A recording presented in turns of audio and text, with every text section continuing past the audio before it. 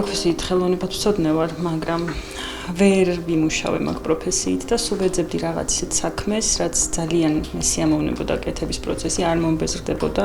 გადავწყვიტე შემისწავლა მინანქარი, აღმოვაჩინე ერთ-ერთი პროფესიული კოლეჯი, სადაც 6 თვიანი კურსი იყო. გავიარე ეს კურსი და მას მერე ვმუშაობ ამ სფეროში. ისი აღმოჩნდა, რომ საბოლოოდ ჩემი შემოსავლის წყაროდი იქცა, რასაც თავიდან ვერაფრით ვერ წარმოვიდგენდი.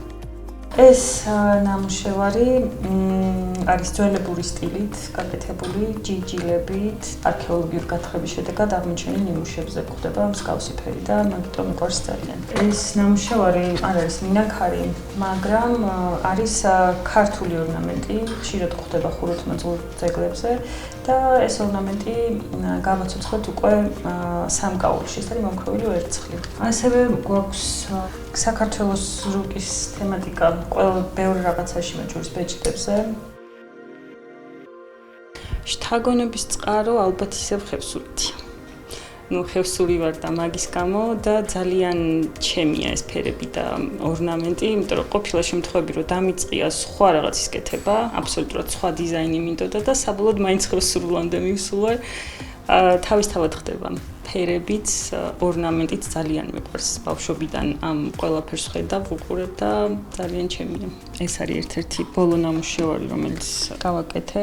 სახასიათო ფერებია ისე ხევსურული და ორნამენტი და რაც ერთ-ერთი ყველაზე დამახასიათებელია ხევსურული სამკაულისთვის არის ეს ჯინჯილები, რომელიც ამას აქვს გაკეთებული.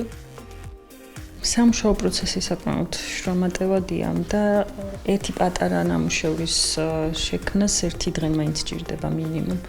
უფრო რთული ნამუშევრებს გაცილებით მეტი დრო უნდა.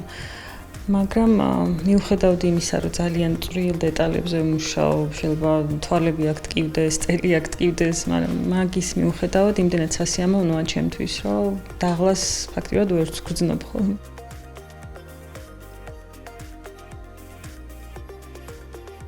ამ ეტაპზე ვართ ქართულ ბაზარზე, მაგრამ სულ ახლა დავრეგისტრირეთ etsy-ზე, ჯერ ნამუშევრებიც არ გვიდევს, მაგრამ როგორც იცით, ყველაზე დიდი ბაზარია მსოფლიო მასშტაბით და ნუ გვაქვს იმედი, რომ მანდაც გავაჩვენი ნამუშევრები და მოეწონება ხალხს.